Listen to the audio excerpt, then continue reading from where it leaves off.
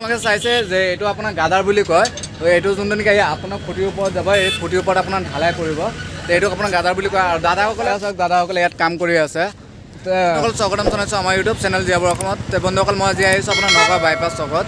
তো মই আজি আপোনালোকক দেখুৱাম মানে নগাঁও বাইপাছ চকত আপোনাৰ ব্ৰিজ বনাই আছে। তো মই আপোনালোকক গোটেইটো দেখুৱাই আছোঁ, ভিডিঅ'টো আপোনালোকক সম্পূৰ্ণভাৱে চাব। মই সুধিম যে কিমান দিন ধৰি পেলাই মানে কামটো আপোনাৰ আৰম্ভ হৈছে আৰু আপোনাৰ মানে কিমান দিনমান টাইম লাগিব। তো মই দাদাক সুধি আছোঁ। चाचा ये कितने दिनों से आपका काम शुरू हुआ है? 6 महीने हो गए। 6 महीने हो गया। और लगभग कितना टाइम लगेगा? पता नहीं, अभी तक पता नहीं है।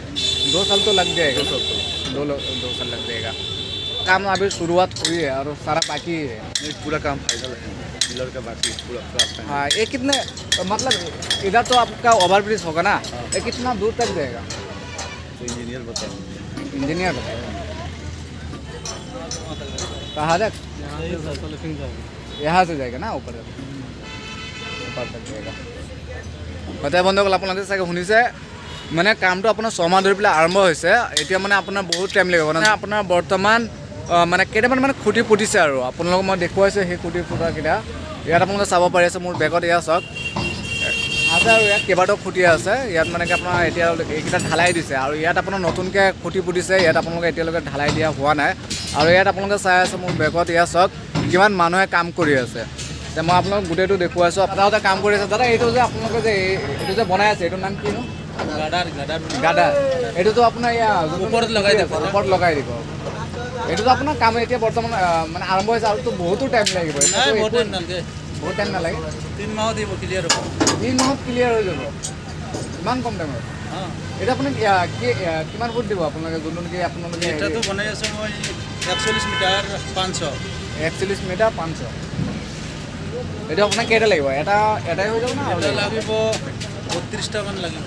32টা? এইকেইটা বনাওঁতে চাগে আপোনাৰ বহুত টাইম লাগি যাব। নাই, 32টা বনাতে 1.5 মাহ টাইম দিছে। 1.5 মাহ টাইম লাগে? 1.5 মাহ দিছে, টাইম দিছে এই কোম্পানী। 1.5 মাহ টাইম দিছে মাত্ৰ? 1.5 মাহ দি অলৰেডি 4টা বনোৱা হৈ গ'ল। মানে মই জনামতে এতিয়া মানে আপোনালোকে মানে ওপৰত পূৰা প্ৰেছাৰ আৰু যে এইকেইটা আপোনালোকে 1.5 মাহত মানে কমপ্লিট কৰিব লাগিব। এইটোতো আপোনাৰ ধেমালিও নহয় যে 32টা আপোনাৰ 1.5 মাহত কমপ্লিট কৰিব। মই চাই পেলাই মই নিজে আছোঁ। মইতো ভাবিছোঁ আপোনাৰ 2-3 বছৰ লাগিব চাগে। কামটোত লাগিব বাৰু।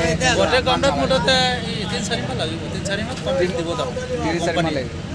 আপোনালোকে চাইছে যে এইটো আপোনাৰ গাদাৰ বুলি কয়। তো এইটো যোনটো নেকি আপোনাৰ খুঁটিৰ ওপৰত যাব, এই খুঁটিৰ ওপৰত আপোনাৰ ঢালাই কৰিব।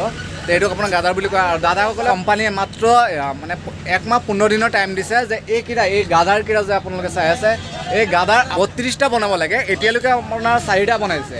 তো 4টা বনাইছে। এতিয়া আৰু আপোনাৰ ধৰক না আৰু 28টা 1.5 মাহত আপোনাৰ কমপ্লিট কৰিব লাগিব। আৰু এয়া চাওক বন্ধুসকল কিমান পাইপ পৰি আছে, কিমান ডাঙৰ ডাঙৰ পাইপ। এইবোৰ পাইপ কি কামত লাগে মই নাজানো বাৰু। এতিয়া দাদাসকলক মই সুধিলোঁ হয়, দাদা এইকেইটা পাইপ কিহত কামত আহেনো? এই ভিতৰত কেবুল ঢুকা হ'ব। এই ভিতৰত কেবুল ঢুকা। আপোনালোকে এই পাইপটো যে চাই আছে, এই পাইপকেইটা গাদাৰ ভিতৰত সোমাই দিয়ে। এইটোৰ কাম ইমানটোৱে। আৰু মই আপোনালোকক দেখুৱাই আছোঁ। ইয়াত চাওক আৰু কিমান ডাঙৰ মেচিন আছে। এইটো আপোনাৰ ৱেল্ডিং চল্ডিং মাৰে চাগে, এইটো মই গম নাপাওঁ। আৰু মই আপোনালোকক গোটেইটো ঘূৰাই পেলাই মই দেখুৱাই আছোঁ। ইয়াতো চাব পাৰে, ইয়াতো পাইপ পৰি আছে। এয়া চাওক দাদাসকলে ইয়াত কাম কৰি আছে। चाचा जी आप लोग कितने दिनों से काम कर रहे हो? 1.5 महीना हो गया। और लगभग और कितना टाइम लगेगा ये पूरा कंप्लीट होने में? हो जाएगा 6 महीने में। 6 महीने में कंप्लीट हो जाएगा। आप लोग क्या ओनली डे काम कर रहे हो या नाइट भी कर रहे हो? खाली डे डे। अब नेट में कहाँ बारिश में काम?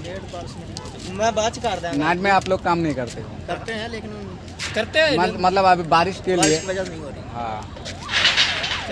তো বন্ধুসকল আপোনালোকে চাইছে দাদাসকলে এতিয়া 1.5 মাহ ধৰি পেলাই কাম কৰি আছে। আৰু দাদাসকলে কোৱা মতে আপোনাৰ আৰু 6 মাহ ভিতৰত আপোনাৰ মানে এই মানে যোনটো নেকি অভাৰ ব্ৰিজ হৈ আছে, এইটো মানে আপোনাৰ পূৰা কমপ্লিট হৈ যাব।